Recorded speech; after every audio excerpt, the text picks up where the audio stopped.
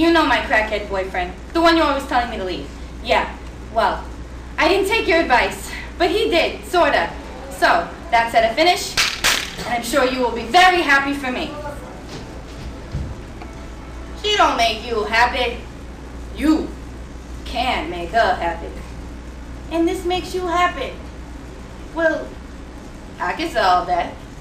I can solve problem number 2 and problem number 1 with problem number 3. See, it's all in your perspective. You may or may not be watching a play. You'll be the director. Make it happy. Have a good night. Bye.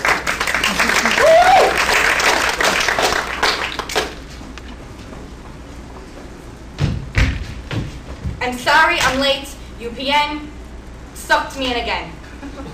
I need hard liquor. That's service. Excuse me one moment.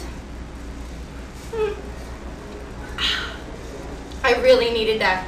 So, how you been? Wait, before I ask, do you think we should get to me first because I have a lot?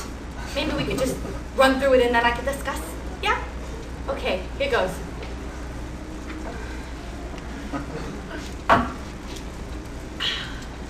You know my crackhead boyfriend, the one you're always telling me to leave.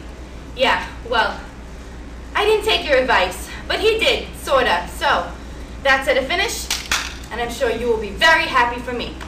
But wait, there's more.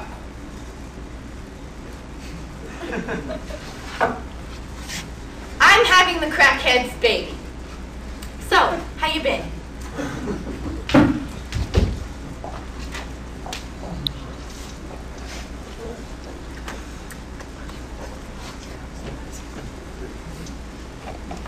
Excuse me.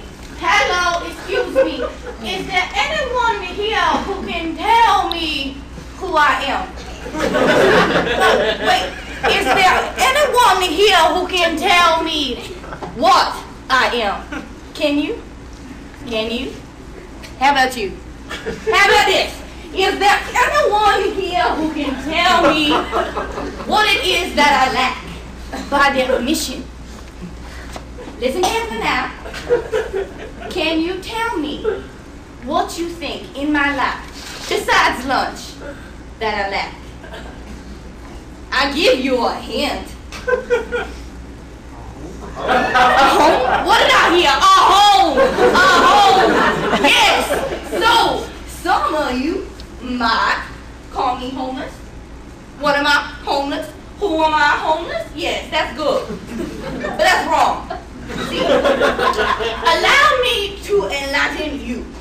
I am not homeless. Because a home is where the heart is. And a residence is where your ass is. I am residentially challenged. What that means is that I lack the skills that are required to live in a residential society. However, I do possess, naturally, the skills that are required to live in a non-residential society. That makes all y'all residentially challenged. Okay? Because you live in a home environment. The difference between a real residentially challenged individual and your friend that has made the decision not to pay rent for a year by sleeping on his friend's couches and inside of his Yugo. The main difference is taking into consideration that his free meals are better than mine. The main difference is I am at no point in the future contemplating living in a home environment. Are you understanding this? My name is Catherine, by the way. Can you tell me what I am? Can you say it with me? Residentially challenged. Very good. Yes, see? I know I'm meant to be here. It's not that I can't find the job. It's that I already have one. And part of my job is to be residentially challenged. You see, I am a seer. I see things. I see things not because I'm on crack, but because I have a special relationship with God. Yes, it's true. And I have known this all my life. And have I ever had a home? No, because it's part of the mission. I remember the first time I ever had to eat out of a garbage can. You would think that that would be a bad experience, but no. I was 13 years old when God put my first presidential challenge meal on the table, and he told me, this is a gift from me to you. And I opened up that garbage can and I didn't eat bread of shame, no. I ate pizza. But wait! I ate a whole pizza, but no. I ate a whole cold pizza with my two favorite toppings on it, pineapple and anchovies. Motherfucker, you ain't gonna what to say.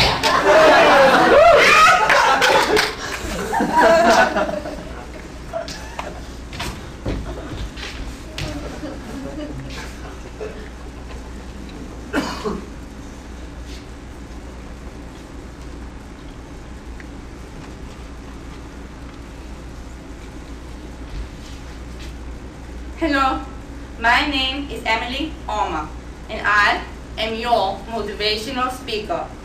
And yes, I'm deaf. But not to worry, that doesn't mean you can't understand me. That just means you have to listen. How lucky for you.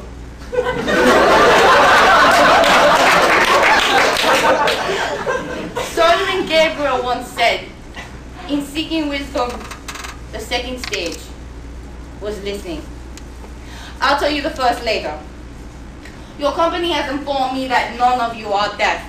Therefore, it is not necessary for me to sign. So, I will remove that distraction for you.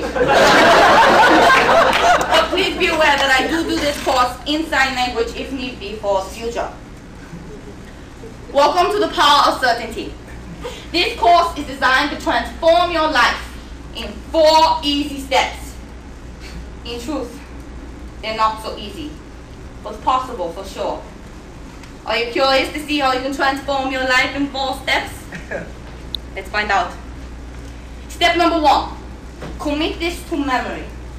You have always had, and you will always have everything you need. Everything you need to be utterly happy, completely fulfilled, and totally satisfied. Okay? Some of you may say, why then am I miserable? Can't keep up with the mortgage, light, gas, power, water, cable, home phone, cell phone, car, insurance for the car, gas for the car, home, insurance for your life, food, clothes, family, friends, and what are all your children's names again? The answer is simple. Don't let anyone ever tell you otherwise. You don't know to want what you need, instead of wanting what you don't. When we get what we need, we become happy and fulfilled, and it lasts. When we get what we want and we don't need it, the fulfillment goes away almost the instant after we achieve it. Life is designed for your ultimate fulfillment. Life is also designed as an escalator. Moving stairs, going down. You move, you stay put. You move fast, you look forward, you stop, you find yourself at the bottom. I don't make the rules, but one rule of life is no free trips. You will be happy as long as you earn what you get. I think we've earned a break. See you in 10.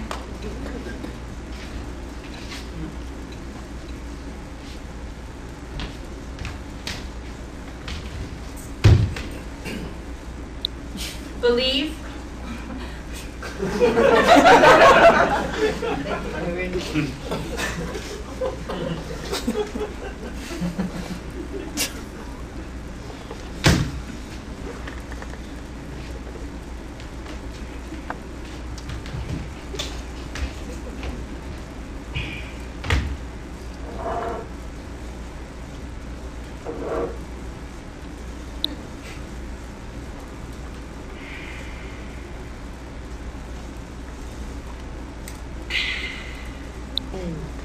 I started writing a new song. Want to hear it? It starts off like this.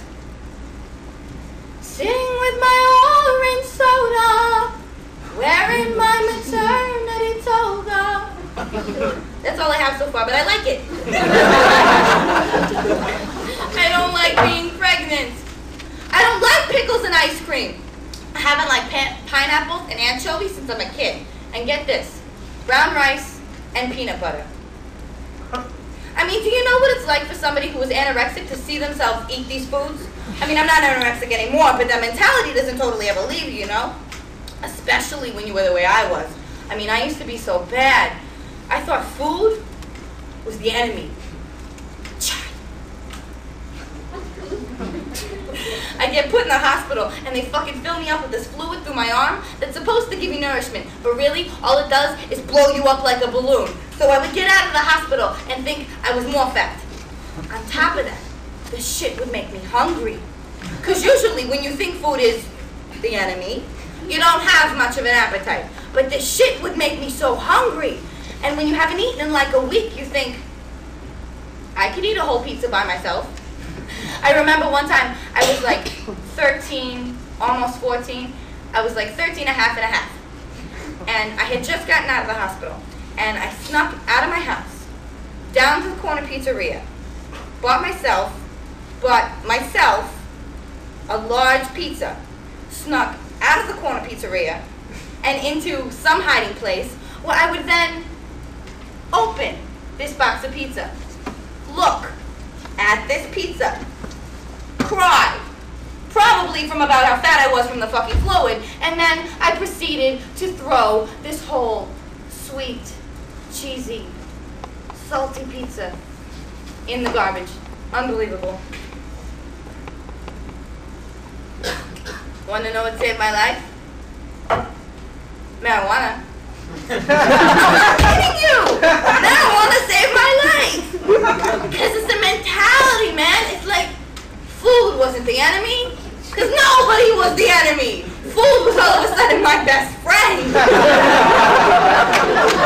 But it started small. It was like I could eat a little bit. And I could eat more. Yeah. Ooh.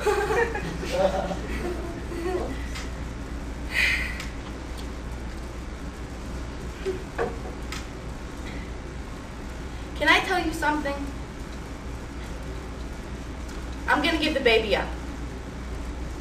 I saw something. I don't know exactly. I was at the fucking car wash. But, I mean, just, damn, she looked like me. It's a realization. She looked like me. Red hair and all. I saw me. In such a way. I can't keep this baby. I know now I can't. I mean, abortion is not an option. I mean, somebody gave me that chance. And I'm not going to deny it to someone else. But this baby cannot be mine. It's not meant for me.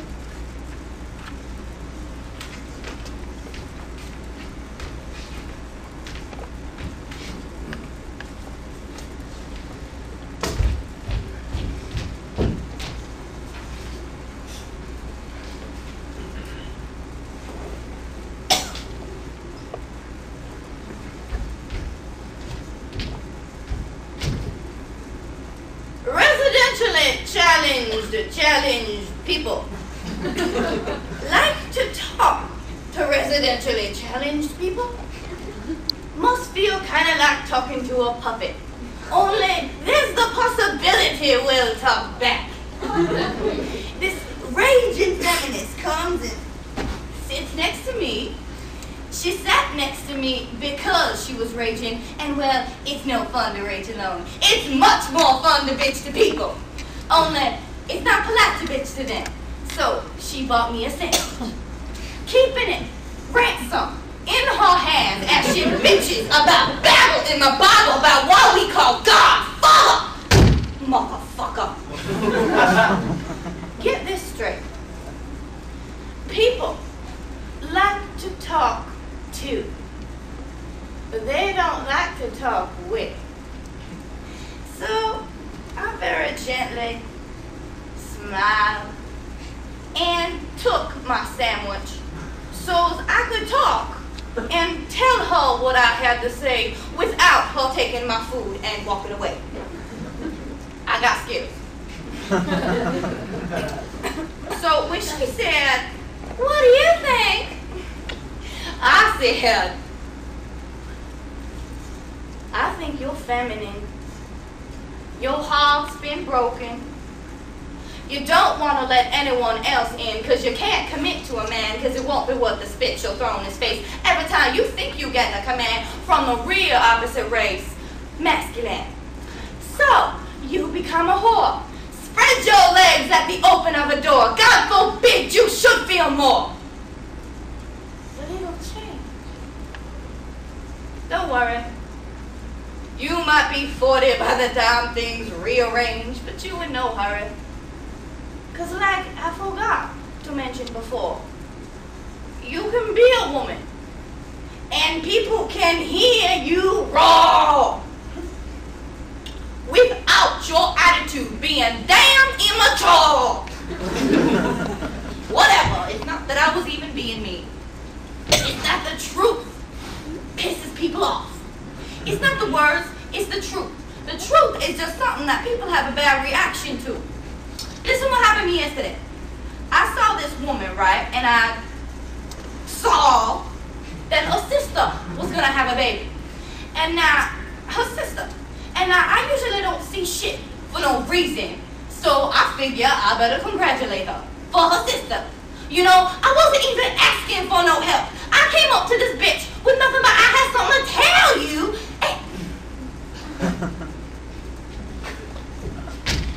And now, I know I'm smelling. And I don't look in mirrors. But how shabby can I be for this bitch to take one look at me, scream her head off, and back into the unsuspecting homed individual behind her, waiting to wash her car? I would be so pissed off if I was gonna wash my car and some bitch stepped into it. Right? The shit you see when you hang out at the gas station all damn day. Man, that's not right. I see shit for a reason. Can't do nothing if the bitch is screaming in my face. Didn't do nothing.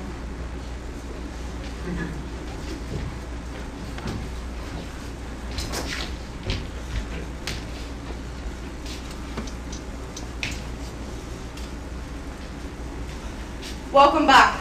Now, real quick, let's recap. Excuse me one moment.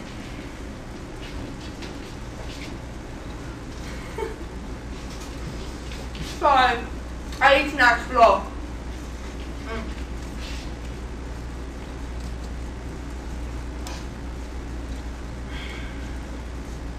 All your soul wants is what it needs.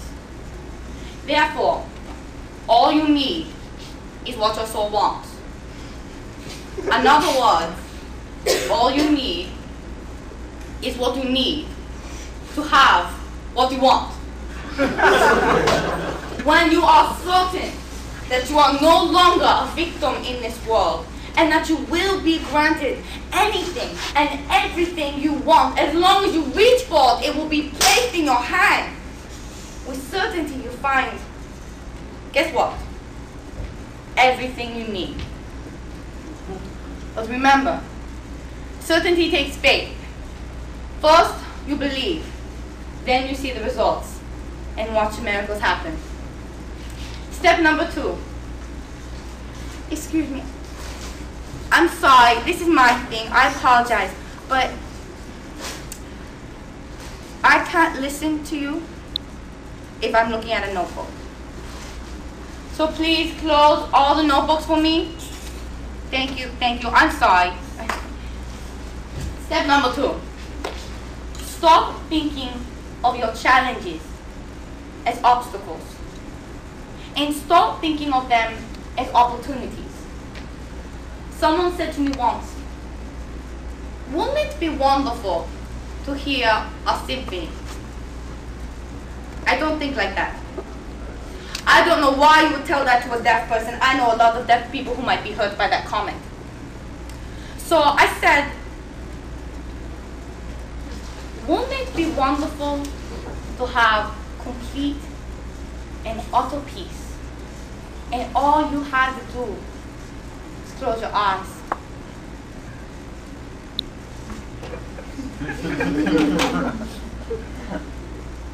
Music is not a necessity.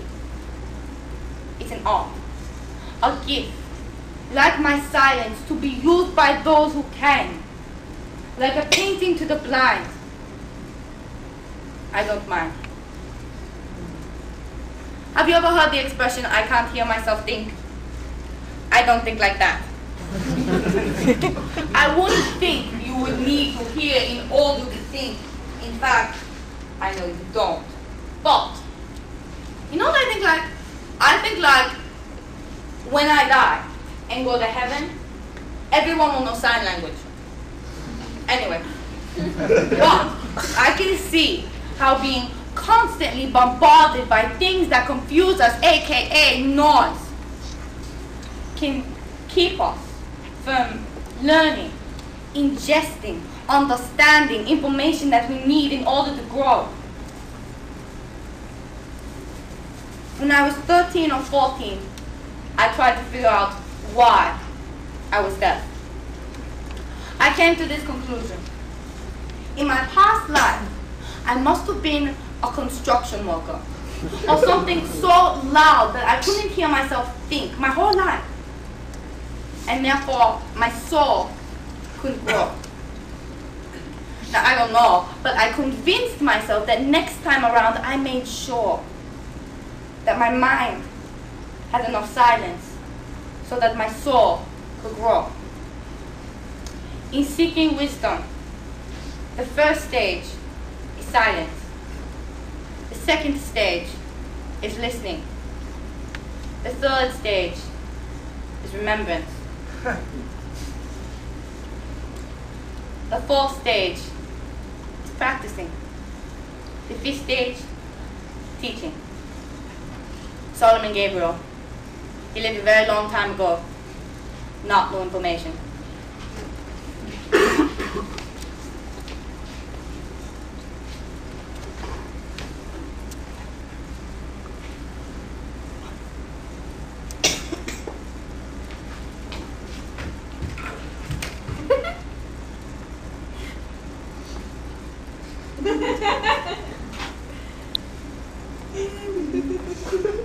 Scooby-Doo, where are you?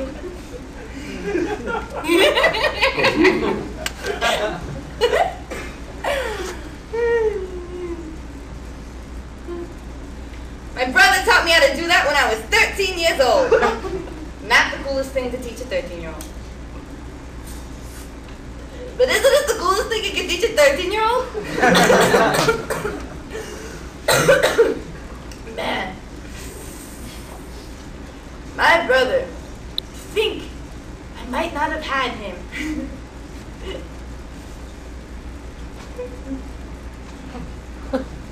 So I'm smoking again. No reason not to. No, for sure. No, for sure. I did the right thing, right? I did the right thing. I mean, yo, I assume somebody did the right thing by me. I mean, yo, no. If I hadn't been adopted, in that system, man, I was like 3 by the time I was adopted. That's like the spinster age of the adoption agency. 3. I was an old timer, you see? Man, you know they weren't even gonna let me see it? Can you fuck it? I pitched a fit! Sarah, my God! I pitched a fit like you would not believe. I was breaking things, my God. By the time the nurse handed it to me, her hands were shaking. And then, my hands were shaking. Because he was so small. I just wanted to sing to him, you know, that's all, just to say goodbye. Because I had sung to him at night, you know. That's all I wanted. That's not a lot. That's not a lot to ask. My sweetheart, I'm still troubled.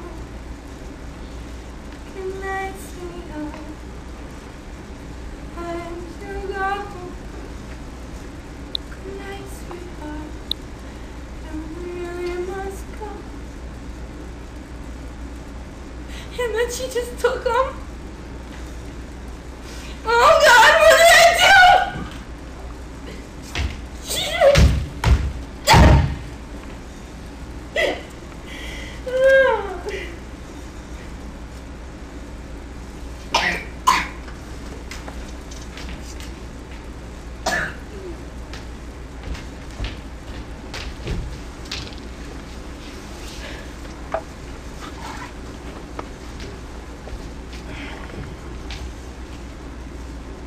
Now, I know this is a stretch, but I'm asking you to trust a redhead. As long as there are people, there will be disaster. As long as you keep ignoring them, they will for damn sure keep ignoring you. As long as there's a planet, volcanoes will erupt. Get rid of the planet, and you don't have anything to blow up in your face. You don't have a world neither. So who cares?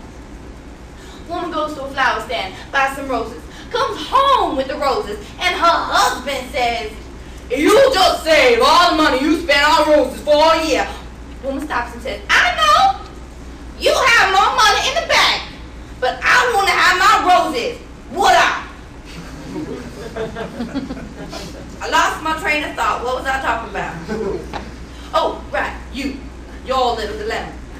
Okay, haven't eaten. No, wait, that's me. You.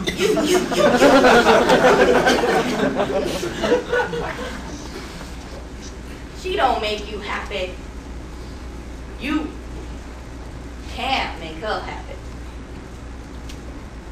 And this makes you happy. Well, I can solve that. I can solve problem number 2 and problem number 1 with problem number 3.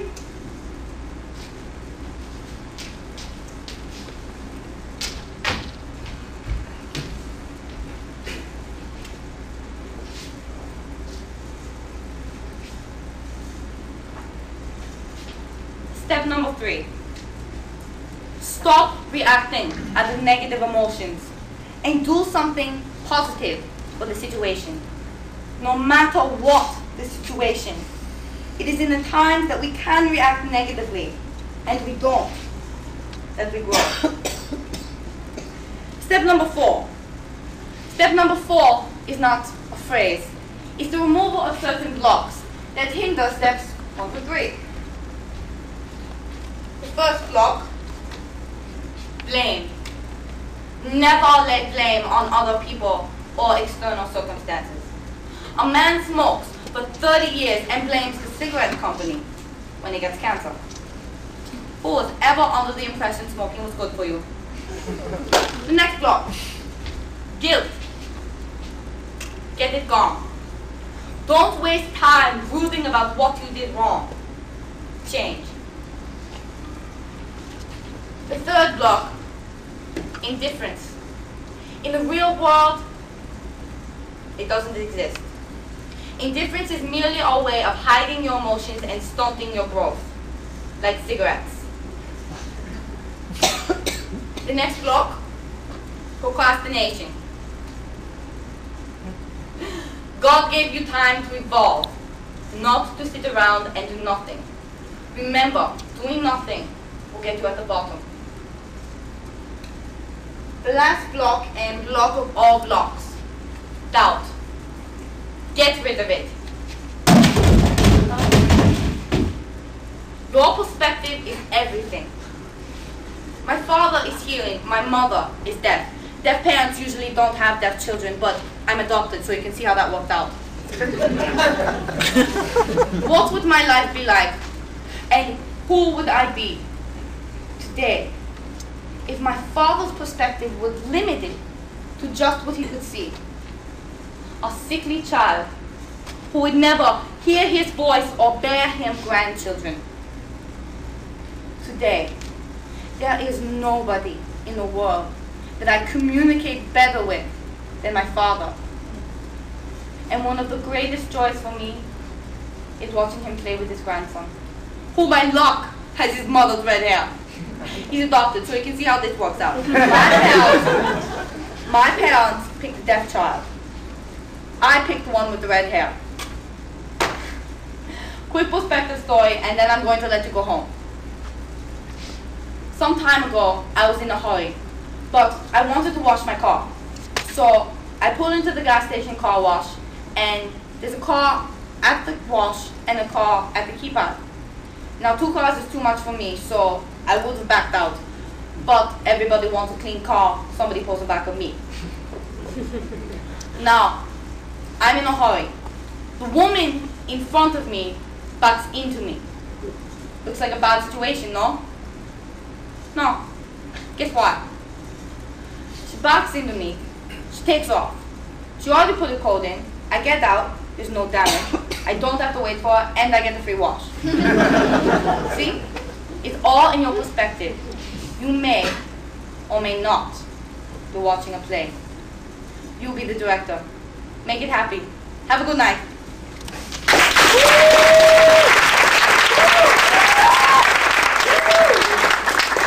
You know my crackhead boyfriend, the one you're always telling me to leave. Yeah, well, I didn't take your advice, but he did, sorta. So that's at a finish, and I'm sure you will be very happy for me. She don't make you happy. You can't make her happy. And this makes you happy. Well, I can solve that. I can solve problem number 2 and problem number 1 with problem number 3. See, it's all in your perspective. You may or may not be watching a play. You be the director. Make it happy. Have a good night.